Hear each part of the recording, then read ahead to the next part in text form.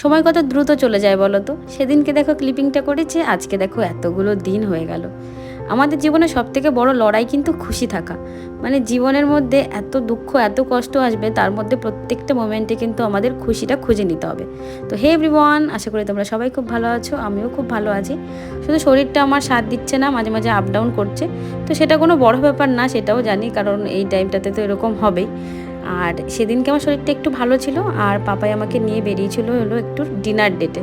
তো basically dinner date না, নেমন্তন্ন ছিল বাড়ির সবার, আর আমি অত দূর যাবো না বলে পাপাই বললো বাড়িতে আর রান্নাবান্না করতে হবে না, চলো বাইরে থেকে একটু খাইয়ে নিয়ে আসি।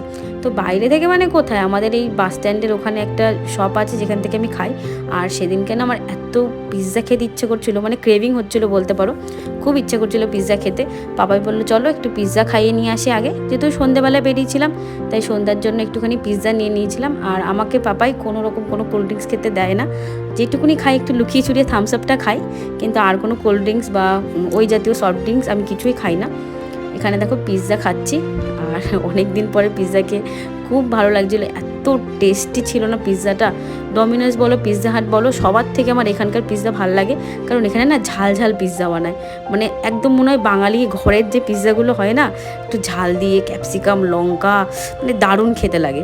এখনও আমার দেখো ভিডিও এডিটিং করছি, এখন আমার খেতে ইচ্ছে করছে দেখে, এত চিজি ছিল, একদম চিজ বাস ছিল, খুব এনজয় করেছি আমি, আর ভীষণ টেস্টি ছিল পিৎজাটা। তো পাপাইকে বললাম তুমি কি খাবে খাও, ও বলছে না ও খাবে না, ওর খিদে পায়নি খুব একটা। সন্ধ্যাবেলা যেহেতু আমাকে নিয়ে বেরিয়েছে, বললো তুমি আর কত খাবে, আমি তো জানি, তোমার থেকেই নিয়ে নেবো। তো মিডিয়াম সাইজের একটা পিৎজা অর্ডার করেছিলাম, আর পাপা এই ডিউটা অর্ডার করেছিল ও খাবে বলে।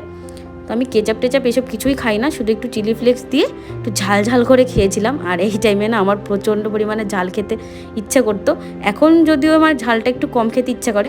তারপরে না আমি অনেকক্ষণ হেঁটেছি পাপাইয়ের সাথে, মানে বাস স্ট্যান্ডটা ধরো 4-5 বার বলে চক্কর দিয়েছি, কারণ আমাকে ডাক্তার হাঁটতে বলেছে। ওখান থেকে হেঁটে তখন বাজে প্রায় 10:30, পাপাই বললো চলো এখন ডিনার যাবো। আমি বলছি আমার তো পেট এখনও ভরা। পাপাই বললো না কিছু তো খেতেই হবে, আর আমার যেহেতু তখন শরীরটা একটু ভালো ছিল, অরুচিটা একটু কেটেছিল, তো বললাম ঠিক আছে তুমি অর্ডার করো, একটা অর্ডার করো, দুজন মিলে খেয়ে নেবো।